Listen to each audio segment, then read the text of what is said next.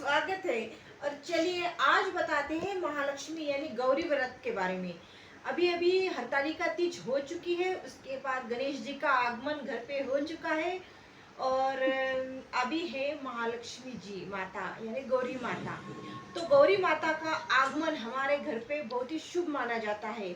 और महाराष्ट्र में खास करके गौरी माता अब जाने कि प्रत्येक घर में हम बिठाते हैं, ऐसे ही आप समझ लीजिए। तो घर में उनका आगमन होने के बाद हम 3 दिन तक उनका पूजन करते हैं, 2.5 दिन तक उनका पूजन हम आराम से करते हैं। बहुत सारे फलहार बनाते हैं, बहुत सारे फल फूल रखते हैं। और खाने के लिए तो 16 पकवान, मत पूछो ही मत आप। तो इतना भगवान जी के लिए हम बनाते हैं, बड़े प्यार से बनाते हैं और बड़े ही प्यार से उन्हें परोसते भी हैं। और एक विशेष बात, पौराणिक बात है कि वो खुद हमारे घर पे 2.5 दिन तक रहने के बाद वो खाना भी खाते हैं।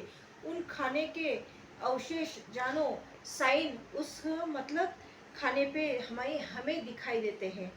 जब हम उन्हें खाना खिलाते हैं गौरी माते का, तो हम दरवाज़ा वगैरह बंद कर लेते हैं, हम बाहर चले जाते हैं।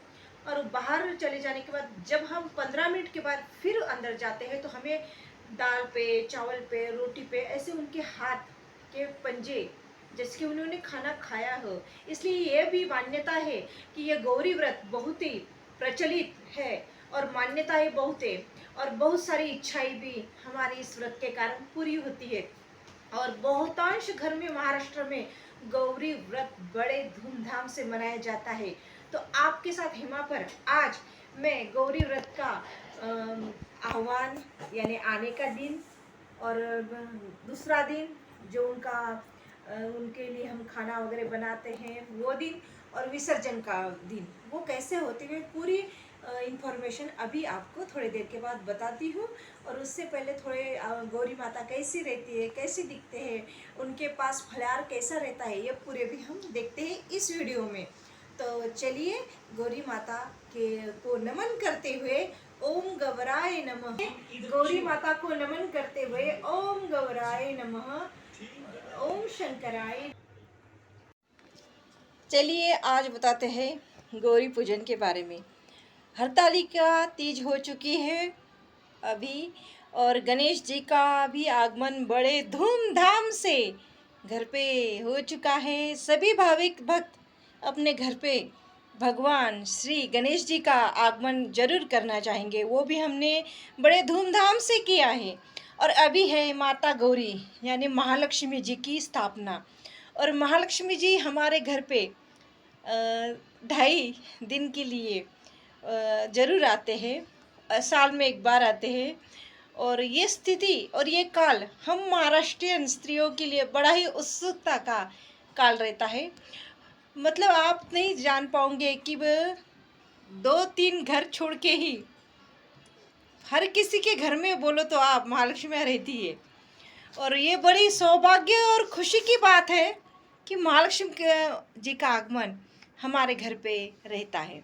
हम सभी खुश हैं इस कारण कि साल में एक बार 2.5 दिन के लिए महालक्ष्मी जी माता हमारे घर पे आगमन करते हैं। तो जानते हैं कुछ इन्फॉर्मेशन। प्रचलित 3 दिन का त्यौहार रहता है ज्येष्ठ गौरी पूजा का, और गणेश चतुर्थी के बीच ही ये पूजा संपन्न होती है।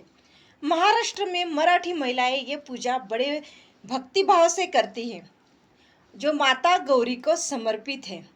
गौरी पूजा के दिन विवाहित महिलाएं माता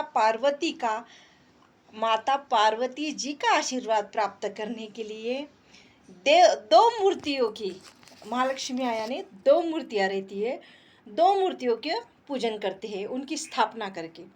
और उनको नए वस्त्र, नई साड़ियाँ, नए आभूषण पहनाते हैं, अलंकार, उसके बाद उनकी चूड़ियाँ, उनको कुमकुम, उनको हार फूल, उनके सामने 16 पकवान, फलहार, और खाने के लिए तो पूछो ही मत, बहुत सारा बनाना पड़ता है। मतलब आप सोच नहीं सकते कि उनका सबसे प्रिय है कतली, और जिसको आप मतलब नहीं जान पाओगे, लेकिन कथली और आंबिल उनका सबसे प्रिय पदार्थ है माता गौरी जी का। और उनके सामने जो भोग रखा जाता है, 56 भोग कहिए, तो जिसकी रोटियां बनाई है पूरन रोटी, तो 16 बनाएंगे उनके सामने रखने के लिए नैवेद्य में।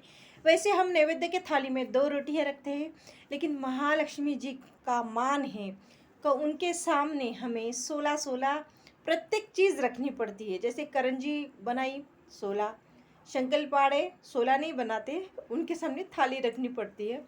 और अनार से बनाओ वो भी 16, ऐसे पूरे 16 मतलब नग उनके सामने हमें रखने पड़ते हैं। ढेर सारी चटनियाँ बनानी पड़ती है, बहुत सारी सब्जियाँ बनानी पड़ती हैं, बहुत सारे पदार्थ इनमें, और बहुत ही खुशी का दिन रहता है। ये 2.5 दिन तो हर किसी स्त्री को मतलब ऐसे लगता है कि ये दिन साल में बदल जाए, क्योंकि सालों में अगर एक बार हमारे घर में देवी माता आगमन करती है तो हम कितने प्रसन्न रहते हैं। उस घर में तो एक प्रसन्नता सी छा जाती है। बच्चा बच्चा हर कोई माता लक्ष्मी जी के सामने भजन कीर्तन में मग्न हो जाते हैं। खास करके हर किसी घर में तो ये पूजा संपन्न होती है, लेकिन साथ ही में भजन कीर्तन भी रखते हैं और हर कोई प्रसन्न रहता है। और ख़ास करके रिश्तेदारों को भी इसमें निमंत्रित किया जाता है खाने के लिए। पहला दिन है गौरी माता का आह्वान का, यानी उनको बिठाना पड़ता है, उनको नए वस्त्र वगैरह सब कुछ उनको साज उनको करके उनको रेडी करके दोनों भी लक्ष्मियों को ऐसे रखना पड़ता है। उसके लिए पूरा घर पहले साफ करना पड़ता है। 1 महीने पहले से ही पूरी स्त्रियां काम में लग जाती है। उसके बाद गौरी आह्वान के दिन उनकी स्थापना करने के बाद दूसरे दिन रहता है उनको निमंत्रण, सबको निमंत्रण देना पड़ता है खाने का। और माते के सामने भी 56 भोग चढ़ाने पड़ते हैं, प्रत्येक थाली में 16 नग रखने पड़ते हैं। और उसके पश्चात जिनको हमने निमंत्रित किया है वो भी खाने में आते हैं, तो उनको भी अच्छे से उनके पैर वगैरह धो के उनको खाना देना पड़ता है। उस दिन भी आरती होती है। आरती में बहुत सारे किसी के यहाँ 7 आरतियाँ की जाती है, किसी के यहाँ 10-11 आरतियाँ की जाती है। पूरा घर स्वच्छ निर्मल और प्रसन्न रहता है। आप सोच नहीं सकते हो कि महालक्ष्मी का आगमन, जिसके घर में भी महालक्ष्मी बिठाते हैं उनको पता है कि वो रात भर भी नहीं सोते। दिन की तो बात ही नहीं, 2.5 दिन तक वो सोते ही नहीं, ऐसा समझ लो आप। उनके सामने उनकी पूजा में विघ्न हो जाते हैं। और सबसे बड़ी बात, ये पूजा बहुत ही साफ सुथरे मन से करनी पड़ती है। ये इस पूजा में किसी भी प्रकार की मतलब सुतुक वगैरह नहीं चलता। इस पूजा में हर कोई खुशी और प्रसन्नता के साथ रहता है, और ये पूजा सफल होने के लिए हर कोई प्रार्थना करता है। तो जय अम्बे माँ, जय गौरी माँ, ये कहते हुए सभी खुश रहते हुए भजन गाते हुए पूरा तल्लीन होते हुए भजन में, और खाना खाने के बाद मग्न हो जाते हैं। और जब तीसरा दिन रहता है माते का विसर्जन के दिन भी थोड़े से माते के चेहरे मुरझाए हुए रहते हैं, क्योंकि वो जानो अपने मैके में आए हो 2.5 दिन के लिए। भगवान ने उन्हें ये मैका दिया है, दोनों भी महालक्ष्मियों को, कि जाइए अपने मैके में 2.5 दिन गुजार के आइए। तो इस कारण ये रीति रिवाज है कि 2.5 दिन के लिए माता गौरी जी अपने मैके में आई है। और मैके में आके वो बहुत खुशी से है, क्योंकि माँ ने बहुत सारे पकवान बनाए हैं, 56 भोग बनाए हैं। हर कोई आरती कर रहा है, पूजा कर रहा है, कीर्तन कर रहा है, भजन कर रहा है। वाह, कितना प्रसन्न खुशी का वातावरण है। और ये इतने सारे पदार्थ देख के और इतनी सारी खुशहाली देख के ही भगवान क्यों न प्रसन्न है, भगवान क्यों न हमारे घर पे रुके। और तीसरा दिन रहता है गौरी विसर्जन का। इस दिन भी मतलब उनकी मनोभाव से पूजा की जाती है, आरती की जाती है, और उस दिन भी सभी बहुत खुश रहते हैं। तो ये इस तरीके से पूजा संपन्न हो जाती है।